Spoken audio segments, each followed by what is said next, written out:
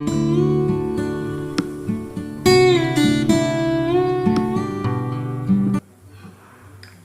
Morning, आदाब, नमस्कार। Welcome to our channel. Respected viewers, आज हम सब मिलकर एक ऐसे व्यक्ति की जीवन यात्रा पर जाएंगे जिनका योगदान हमारे देश व समाज के स्वर्णिम इतिहास में न भूलने योग्य है। वे हमें संघर्ष और समानता की राह दिखाने वाले थे। उनकी जीवनी से हमें सीखने के लिए अनगिनत संदेश और उपदेश मिलते हैं जो हमें सदा ही प्रेरित करते रहेंगे। तो आइए शुरू करते हैं। बाबा साहब अंबेडकर का जन्म 14 अप्रैल 1891 ईस्वी में मध्य प्रदेश की महू नगर की सैन्य छावनी में हुआ। ये अपने पिता की 14वीं व अंतिम संतान थे।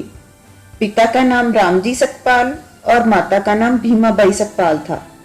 इनके पूर्वज ब्रिटिश ईस्ट इंडिया कंपनी की सेना में कार्यरत थे। इनके पिता भी सेना में सूबेदार के पद पर कार्यरत थे।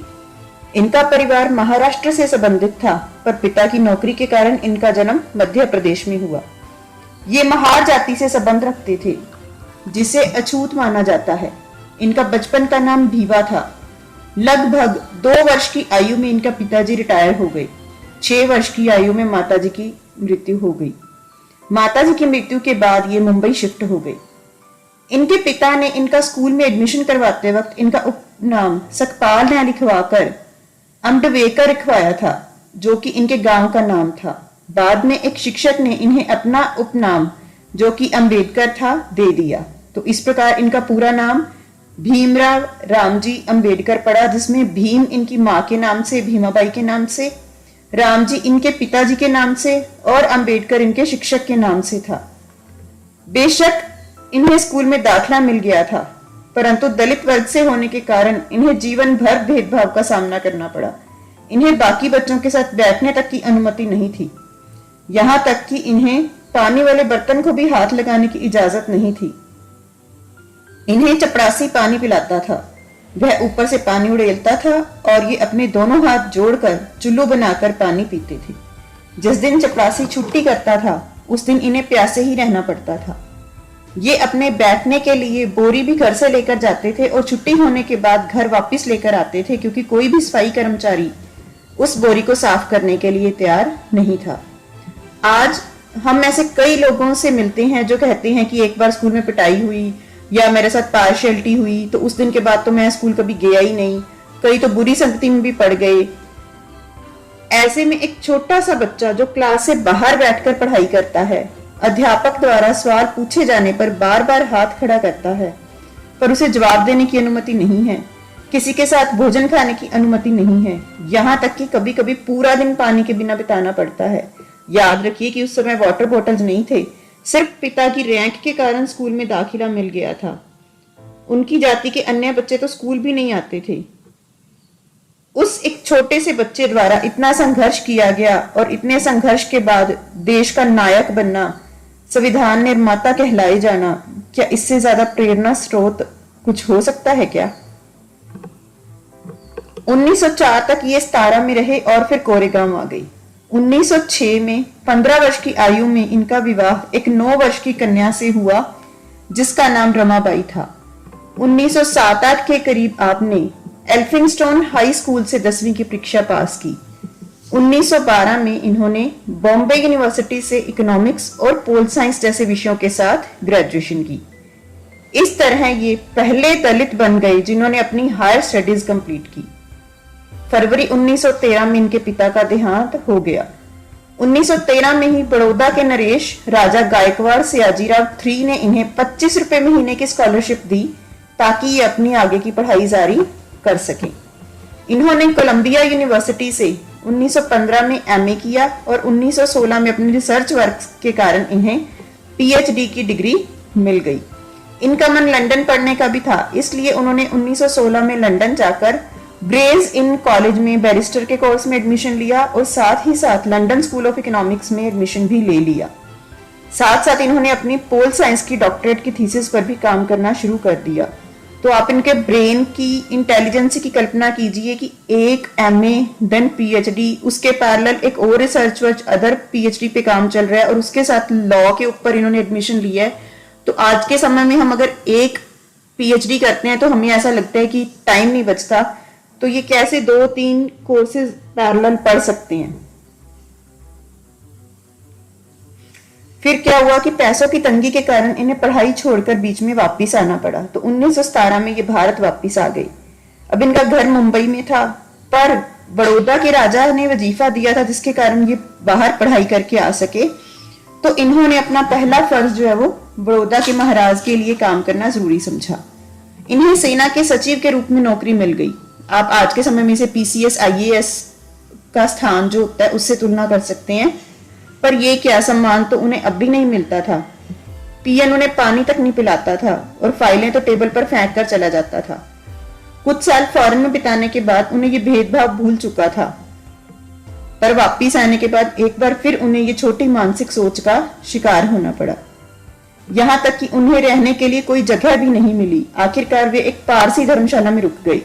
उन्होंने पढ़ रखा था कि पारसी धर्म में छुआछूत की कोई जगह नहीं होती, पर कुछ ही दिन निकले थे कि एक दिन अचानक दर्जनों लोग गुस्से में आए, हाथ में डंडे लिए हुए कमरे की ओर आ गए। उन्होंने कहा कि तुमने पारसी धर्मशाला को गंदा कर दिया और शाम तक खाली करने को कह दिया। उन्होंने अपनी ऑटोबायोग्राफी वेटिंग फॉर वीजा में कहा है कि एक अछूत जो हिंदू के लिए अछूत है वह पारसी के लिए भी अछूत है।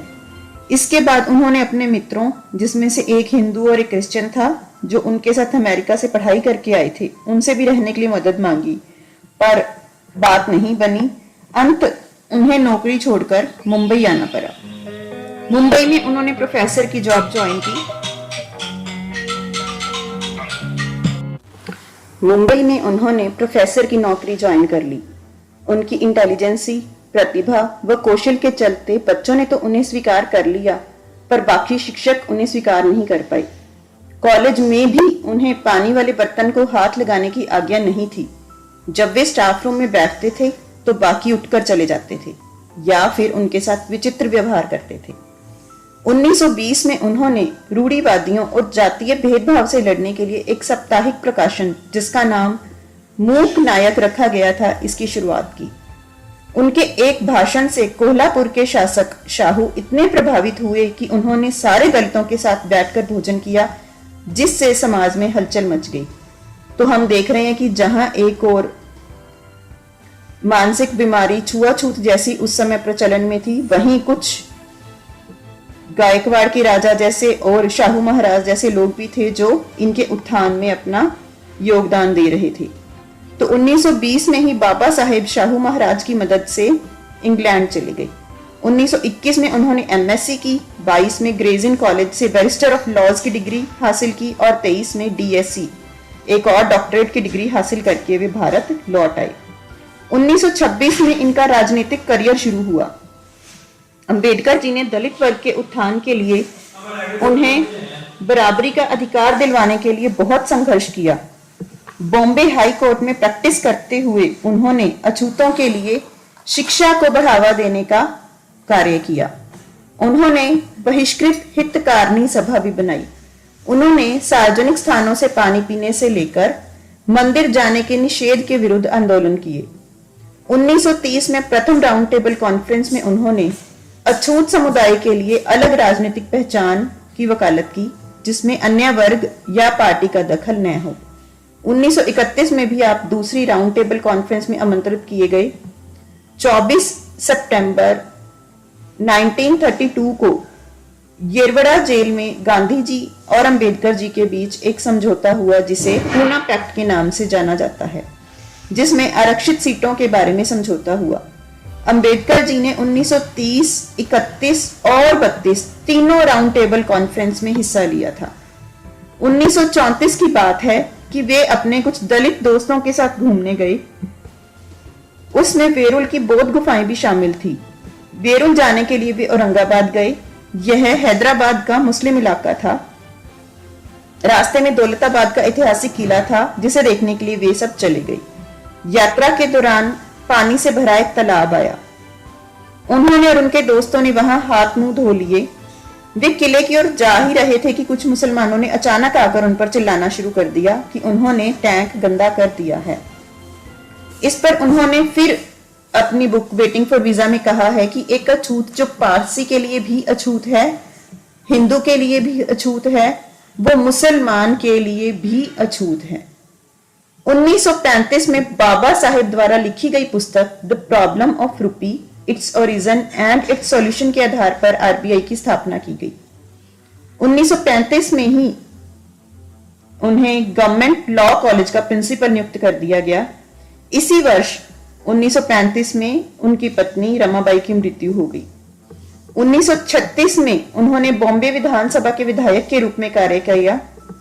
1942 में all India schedule caste federation की स्थापना की।